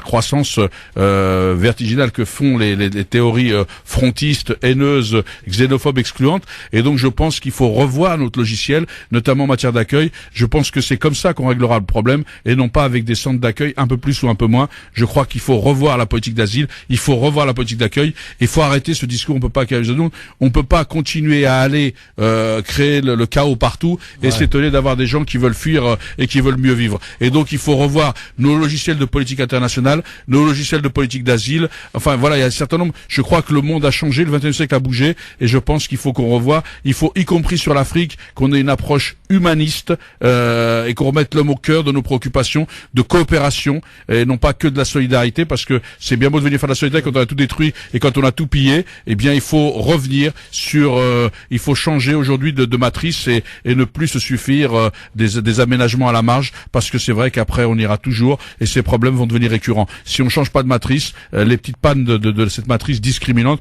vont revenir comme des effets boomerang régulièrement, et on aura les mêmes débats dans 10 ans, dans 15 ans. Je crois qu'il est temps de changer de matrice politique. Alors, ce qui nous emmène à parler d'autre chose, messieurs, c'est notamment ces annonces de Jean-Jacques Urvoas, le ministre de la Justice, qui veut en finir avec la surpopulation carcérale. En déplacement donc à la maison d'arrêt de Fresnes hier, il présentait son plan de construction de nouvelles cellules. L'objectif donc, c'est un seul détenu par cellule, et il y a urgence, puisqu'en juillet dernier, la population carcérale atteignait 68 819 éléments, un nouveau record donc, que le ministre estime qu'il faudra construire d'ici les prochaines années, entre 10 et 16 000 nouvelles cellules en France. Aujourd'hui, seuls 38% des détenus sont seuls dans leurs cellules. 1500 dorment même sur un matelas posé au sol. Pour les gardes des Sceaux, il y a urgence. Et il souhaite agir donc dès l'année prochaine. Jean-Jacques Urvoas l'a dit encore hier. Dès le projet de loi de finances de 2017, eh bien, nous allons lancer une tranche de 3900 cellules. Jean-Jacques Urvoas, donc 3900 cellules dans 3 régions prioritaires de France. Cela représente un coût de plus d'1 milliard d'euros. Alors à 7 mois d'élection présidentielle, le ministre insiste. Pour en finir avec la surpopulation carcérale, il faut dépasser les querelles partisanes. Il a insisté là-dessus. Je crois ce consensus possible. Et je vais proposer donc une méthode pour dépasser les clivages qui au final nuisent à l'administration pénitentiaire. Cette méthode, donc une loi de programmation afin que l'exécutif et le Parlement s'engagent sur le plus long terme. Mais devant les maisons d'arrêt de Fresnes, Cédric Boyer, surveillant dans l'établissement syndiqué Force ouvrière, de se faire guère d'illusions, lui, écoutez-le. Pas se permettre d'attendre 10 ans pour régler les problèmes de surpopulation et régler les problèmes de sécurité dans nos détentions. Et voilà, on croit pas au Père Noël. Il ne croit pas au Père Noël, donc pourtant il faudra encore attendre. L'objectif d'un prisonnier par cellule est inscrit dans la loi depuis 140 ans. Quand même, rappelons-le, c'est à toute chose utile, bon de le rappeler. Monsieur Akli, Bellouli, sur... Bien sûr, il est bon aussi de rappeler que l'Europe nous a accrochés sur nos prisons, que l'Observatoire international des prisons a dénoncé les conditions de rétention en France, dans un pays soi-disant évolué. Donc à un moment donné, moi je ne suis pas pour construire des prisons supplémentaires.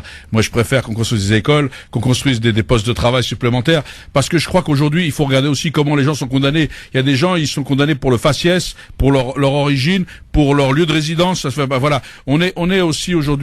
Et puis il y a des peines alternatives. Il y a le bracelet, il y a il faut la réparation, il y a pas mal de choses. Non mais il faut pas c'est-à-dire qu'à un moment donné, je pense qu'aujourd'hui on évolue. Et moi je pense qu'effectivement ça va prendre du temps. Donc on est plus dans l'effet d'annonce. Mais moi je suis pas le partisan de créer des prisons supplémentaires ou des places. Je suis partisan que les conditions de détention des gens soient dignes. J'ai été membre de la commission nationale de déontologie de la sécurité comme personnalité qualifiée. Donc j'ai visité les prisons, je connais les conditions dans lesquelles sont les gens dans les prisons, les conditions aussi dans lesquelles ils sont en matière de violence physique, morale, etc. Donc je pense que parce que les gens à partir du moment où ils communisent comme si ils avaient perdu leurs droits, ils n'ont pas perdu leurs droits, ce sont des citoyens.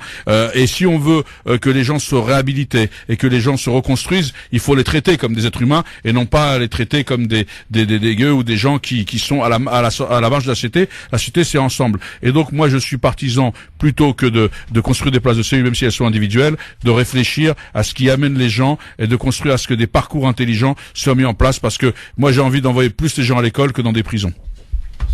Yasser, sur les prisonniers, sur le plan proposé à 7 mois des élections par le ministre de la Justice, c'est pas un peu trop tard déjà? Déjà je m'étonne que si ça fait 140 ans qu'on est censé avoir une personne par cellule, pourquoi il y a personne qui porte plainte? Est-ce qu'il y a des actions qui ont été menées? Parce que ça ce serait intéressant. Ensuite, améliorer les conditions, je pense que n'importe qui aimerait vivre dans des conditions saines et décentes.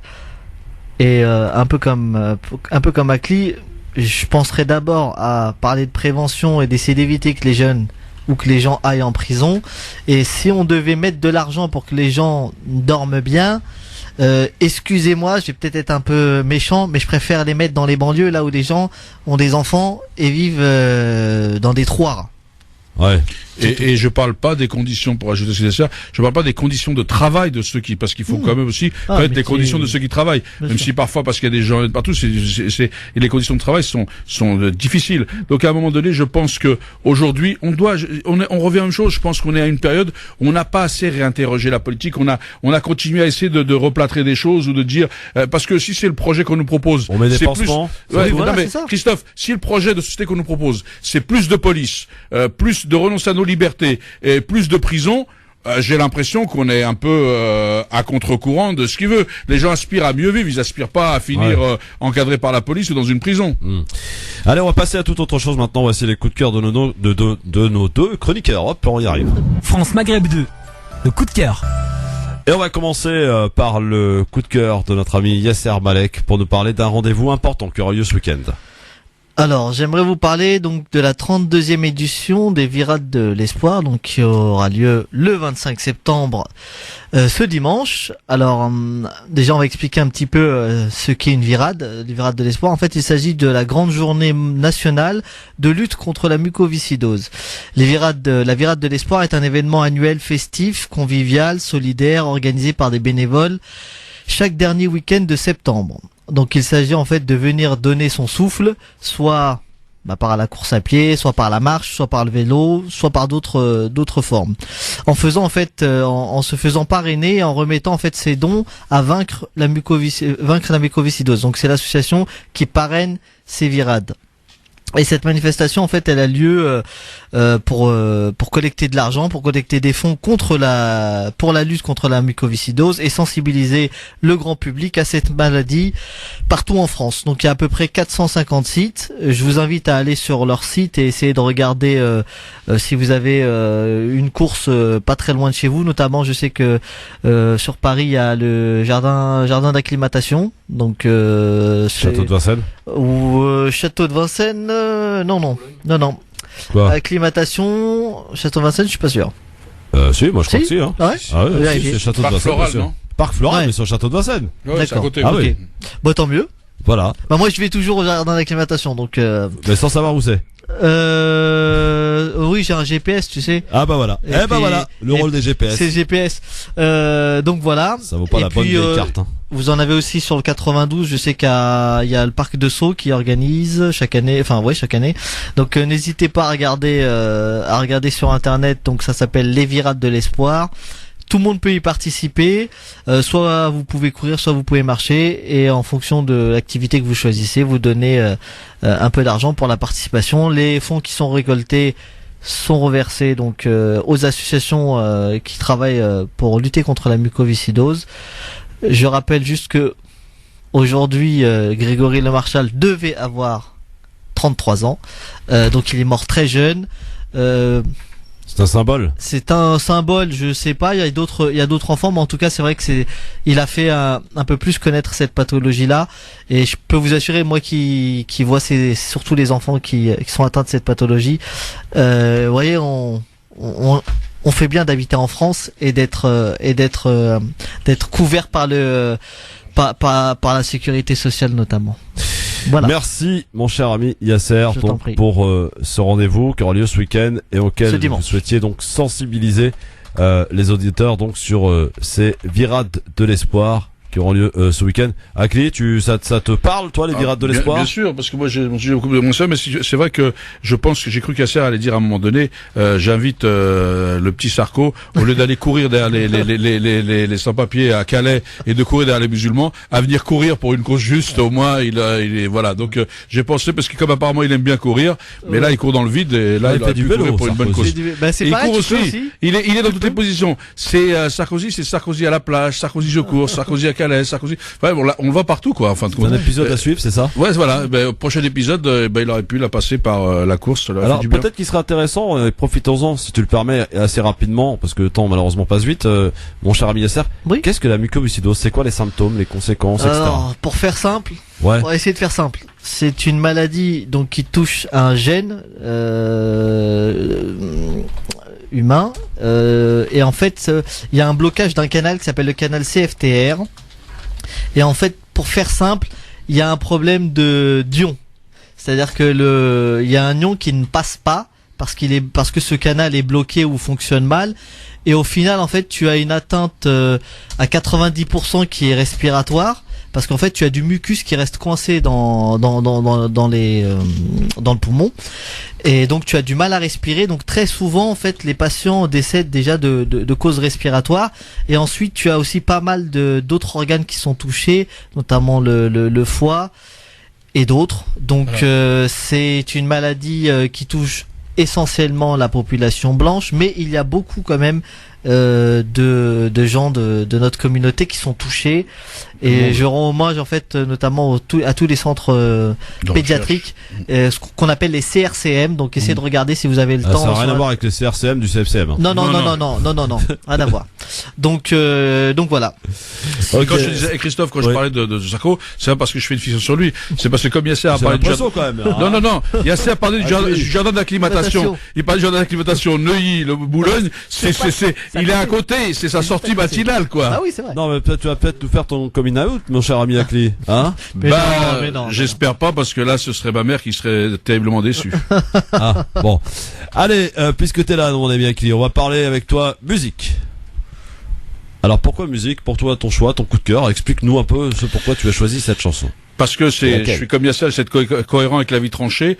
Slimane Azem, déjà à l'époque, dans les 70, chantait cette histoire de la carte de résidence parce qu'il voulait déjà nous renvoyer chez nous. Ouais. Et donc je trouve que ça continue avec d'autres sujets comme j'ai dit tout à l'heure. Aujourd'hui, on est toujours dans le prétexte pour nous dire qu'on n'est pas chez nous, qu'il faut rentrer, et on est en train de leur dire que Slimane Azem leur dit je serais bien chez les miens si on avait les conditions justement d'être bien parce que on a laissé quand même des champs de ruines et il disait qu'il avait besoin du soleil en permanence africain. Et donc c'était aussi quelque part, on essaie de nous décourager de nos origines avec les Gaulois, les ceci, et c'était pour moi une façon de dire à mes parents que je serais toujours attaché à mes origines, à ma terre, je serai ce que je suis, je peux pas être un autre parce que les places sont déjà prises et que j'aime effectivement mon pays d'origine, ma Kabylie natale, voilà, je vais pas renoncer à tout ça pour essayer d'être le serviteur zélé de quelques bien-pensants qui pensent que pour eux et pas pour l'ensemble de la planète. Et quand on est dans le monde et quand on parle de mondialisation et de valeurs universelles, c'est difficile de nous ramener à nos ancêtres les Gaulois.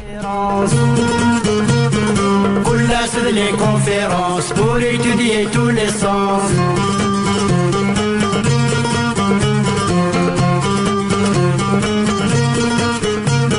C'est vraiment bien dommage, le racisme et le chômage. Heureusement qu'il y a du sage, c'est le prestige de la France. C'est le prestige de la France, c'est la raison d'espérance.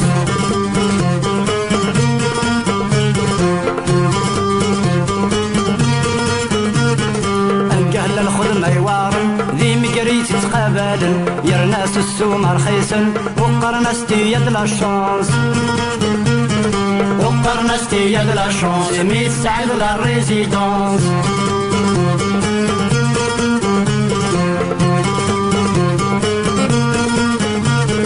Toujours des conversations, le chômage, l'immigration. Après les négociations, on attend qu'on nous annonce. On attend qu'on nous annonce, chaque fois ça recommence.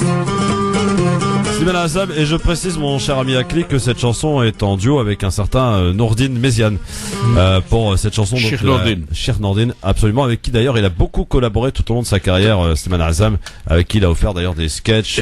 Et t'as remarqué que encore à boire, etc. T'as remarqué qu'il y a une phrase qui dit tous les ans ça recommence. On attend qu'on nous annonce. C'est vrai que pour nous c'est tous les ans un recommencement, quoi. Tous les ans il faut qu'on aille se justifier et qu'on passe au crible, au laser de la bêtise humaine. Ouais. Yasser, t'as fait une petite découverte, tu connaissais?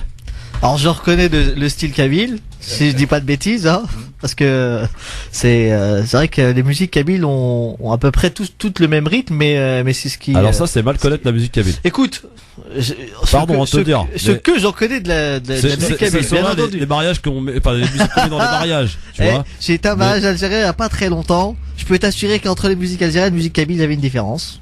Ah oui. Il y a parce que si tu prends Ali Amran, que certains connaissent, un Tak Farinas, Lounis Meglet, pardon, et Mohamed Al-Lawa, ce qui a absolument rien à voir. Sans oublier Matoulounes, c'est dire.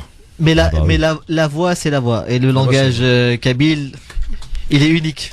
Mais c'est vrai que c'est. Mais c'est pas mal, c'est pas mal. Ouais. Moi, mais bon, c'est pas que c'est berbère parce que il y a quand même des similitudes avec les autres musiques et notamment dans la danse avec les gens du Rif et tout ça. Il y en a quand on danse de la même façon. Le fusil, la canne, le pantalon, les pieds, tout ça. Donc, enfin, c'est aussi, je dis ça parce que c'est aussi un héritage culturel. Ça vient de la Numidie, c'est un grand royaume et c'est le peuple. Et donc, moi, je l'ai pris parce que justement, ça permet aujourd'hui à ceux qui nous poussent à nous dire qu'il faudrait se renier parce que le discours sur les Gaulois, c'est de se renier pour pouvoir exister, de leur dire justement pour exister il faut des racines profondes. Les meilleurs arbres, ceux qui tiennent le mieux, c'est ceux dont les racines sont profondes, qui ne cèdent ni au vent, ni aux tempêtes, ni aux trucs, et qui deviennent millénaires. Et c'est comme ça. Et comme moi je viens d'une culture millénaire, il n'y a aucune raison que j'y renonce. Et ma part d'universel, je souhaite la partager avec tout le monde. Et Slimane Azem, qui est méconnu, qui fait pourtant du Made in France, contrairement à ce qu'on dit, parce que c'est même s'il chante avec les sonorités kabyles, c'est quand même quelqu'un. C'est l'immigration. Vous savez que il faut savoir que la culture algérienne, la musique algérienne, c'est une musique made in France dans l'immigration. L'exemple même, c'est Rachid Taha, comme on parlait de ce jeune qui vient de chanter en français et que les gens voudraient critiquer. Et on oublie que c'est une part d'universel qu'on doit partager. C'est-à-dire qu'on n'arrive pas à partager cette part d'universel comme un déni de l'histoire. C'est ça qui est terrible et c'est pour ça que j'avais fait ce choix. Alors, pour terminer très rapidement, messieurs, venons-en à présent à ce rapport parlementaire rendu public hier, texte qui liste 65 propositions pour améliorer le bien-être des animaux d'élevage et qui fait suite à la diffusion par l'association de L214 de vidéos choc, des vidéos montrant notamment des animaux mal étourdis ou accrochés vivantes sur la chaîne de découpe, la surveillance donc vidéo généralisée dans les abattoirs justement. C'est l'une des pistes retenues dans le rapport piloté par le député Olivier Falorni. Qu'en pensez-vous, messieurs ? Est-ce que d'abord le sujet vous sensibilise ? Bien sûr. Oui, bien sûr. Ça fait partie aussi de notre religion et de notre éthique. Je pense que, maltraiter les animaux, maltraiter les êtres humains, c'est quelque chose quand même de. Ça relève de la même chose. De dégueulasse. Il faut utiliser les bons mots. Et maintenant, si mettre des caméras, ça permet d'éviter tout ce qu'on voit sur Internet. Et c'est vrai que des fois, les images sont quand même assez insupportables, notamment avec un lapin là, il y a pas très longtemps. J'ai vu une vidéo sur Facebook. Je me suis dit, qu'est-ce que c'est que ça ? Donc tant mieux. Espérons qu'il le fasse comme ça, qu'on passe à autre chose, quoi. Si les solutions, c'est comme au foot. Si la solution c'est la caméra, qu'on mette la caméra et qu'on passe à autre chose. Alors, à Cli, il y a quelques prédicateurs musulmans qui ont alerté sur justement ce qui s'est passé du côté de l'Aïd et des moutons qui ont mal été égorgés comme le veut la tradition. Trop rapidement, des souffrances qui sont d'ailleurs interdites. Bien sûr. Là encore une fois, il y a peut-être un appel à lancer. Bon, quand on sait pas le faire, on fait pas, quoi. C'est important. Oui, ça c'est vrai aussi. Ça aussi c'est de la barbarie quand on sait pas le faire. Et moi, ce que je veux dire, Christophe, par là, c'est que au-delà, moi je pense que les caméras ne règlent pas les problèmes de société sur le fond, c'est-à-dire que ça peut être une solution comme on le disait pour le truc, mais il y a des mentalités à faire changer. Je crois que il faut qu'on apprenne aux gens, parce que le problème aussi, il y a des cadences, on parle pas des cadences de travail, des difficultés, et donc on passe à travers. Je crois qu'il faut, on est en train de passer à côté de l'essentiel, c'est-à-dire qu'on est devenu une société où on regarde même plus. Vous avez vu dans la rue, les gens ils passent à une vitesse, et le bonjour, quand vous dites bonjour à quelqu'un, il se retourne étonné. Pourquoi vous dites bonjour? Il veut me voler mon portefeuille. Donc on est en train de perdre le sens de l'essentiel. Et moi je crois qu'il faut parler aussi des conditions de travail, parce que si effectivement on arrêtait de la rentabilité à tout craint, on éviterait ce genre de problème, y compris pour les animaux, parce que c'est justement au nom de la rentabilité où le gars doit faire un nombre de bêtes en un temps X, etc., qui fait qu'il y a des ratés. Et donc je crois qu'aujourd'hui, et c'est pareil aussi, comme à l'Aïd, on doit vendre vite et tout ça, et tout le monde veut s'entraîner et qui veulent pas payer les frais, et ben on arrive à des situations aberrantes qui créent la souffrance animale comme la souffrance humaine. Je pense qu'il faut qu'on revienne à l'essentiel. Dans un instant, on revient à l'essentiel, dans le j'aime ou j'aime pas, tout de suite. Je rappelle à tous les auditeurs évidemment qui nous rejoignent sur France Maghreb 2 qui peuvent retrouver, réécouter l'émission en podcast sur la chaîne YouTube France Maghreb 2, ainsi que retrouver les avis tranchés, coup de cœur de nos différents participants. Donc n'hésitez pas à aller vous abonner d'ailleurs à la chaîne YouTube, comme ça vous êtes tranquille une fois que vous êtes abonné. Eh bien vous recevez comme ça les vidéos qui sont balancées en temps et en heure. Et donc ça permet de suivre très efficacement, j'allais dire, et d'être resté connecté à l'émission du Grand Forum, votre émission évidemment que j'espère vous prenez plaisir pour la plupart d'entre vous en tout cas à écouter, à partager. Donc n'hésitez pas, chacun peut apporter sa petite pierre à l'édifice en participant, notamment en nous appelant et aussi en réagissant sur Facebook, notamment sur France Maghreb 2, au commentaire d'ailleurs d'Amien qui nous dit mais vous trouvez pas que finalement que Valls et Sarkozy ne disent pas tout à fait des vérités de temps en temps sur l'islam et sur l'identité, mais ils sont galvaudés évidemment par leur parti, par leur extrémisme et surtout repris par des églises musulmanes et ces fameux clergés. Bon, ça c'est le commentaire d'Ahmed sur la page Facebook France Maghreb 2, par mail aussi lgf@francemaghreb2.fr, et puis il y a aussi le mobile répondeur sur lequel vous pouvez laisser vos commentaires et réactions 24h sur 24 de 06 18 21 56 41. On y va messieurs pour le j'aime ou j'aime pas. J'aime pas ou je m'en fous. Oui, je m'en fous. Voilà, ça c'est le petit plus. Alors, Akli, Yasser, l'Algérie annonce officiellement avoir débloqué un fonds pour le rapatriement des corps des étrangers, des Algériens établis à l'étranger. Ça sera effectif à partir de janvier 2017. On l'attendait depuis bien longtemps et apparemment c'est officiel. J'aime ou j'aime pas? J'aime, et je pense que on l'attend depuis longtemps, donc il faut regarder les modalités, mais je pense que ça fait longtemps que beaucoup se battent pour qu'il y ait ce fonds, parce qu'il y a quand même des gens qui n'ont pas les moyens, c'est un rapatriement, c'est coûteux, et donc c'est plutôt, ça va dans le bon sens de ce qu'on demande, voilà, donc j'aime ou j'aime pas, monsieur Yasser? J'aime, j'espère que le Maroc fera pareil. Ah, c'est pas le cas pour vous? Non, nous c'est juste si t'as un compte à la banque Chabi, t'as le droit d'être rapatrié. Okay. Bon, c'est déjà ça. Hein. On va du côté de Reims pour parler de la police municipale. En effet, elle sera armée, cette fameuse police municipale. Ça a été voté. J'aime ou j'aime pas? J'aime pas. Ça sert à rien. Ouais, je pense que la question elle est plus large que ça. Moi, c'est pas mon truc, l'armement de la police municipale, mais je pense que si on veut armer la police municipale, il faut revenir à ce qui était avant le régime de Vichy, c'est-à-dire qu'il faut qu'il y ait un fonctionnaire d'État, le commissaire, qui soit sous la responsabilité, et non plus sous la responsabilité des maires. Il faut que ce soit coordonné. Le problème de ce genre de choses, c'est comment, quand on arme les gens, il faut penser au nombre de tirs, etc. Et après, quand c'est que les polices municipales, s'il n'y a pas de coordonnées, c'est-à-dire que des villes riches auront le droit à une protection, des villes pauvres l'auront pas. Donc c'est un débat beaucoup plus large que armé ou pas armé, c'est le débat sur le rôle des polices municipales et qui les coordonne. Israël ne peut pas occuper la terre de Palestine de façon permanente. C'est Obama qui l'a dit hier dans son dernier discours à la 71e Assemblée Générale des Nations Unies. J'aime ou j'aime pas? Comment ne pas aimer? On va aimer, mais c'est foutage de gueule. Voilà, il vient de donner 38 milliards d'euros pour enfin, je comprends pas, Israël. En dollars, monsieur, on parle en dollars. En dollars, pardon. Ouais. Excuse-nous, c'est même un peu plus. Donc, comment tu fais?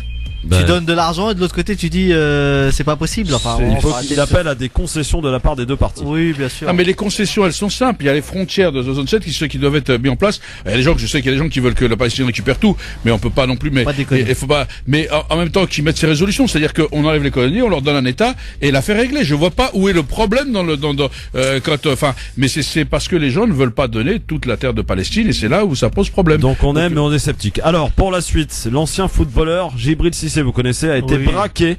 Il a été braqué au puce de Saint-Ouen lundi soir. J'aime ou j'aime pas?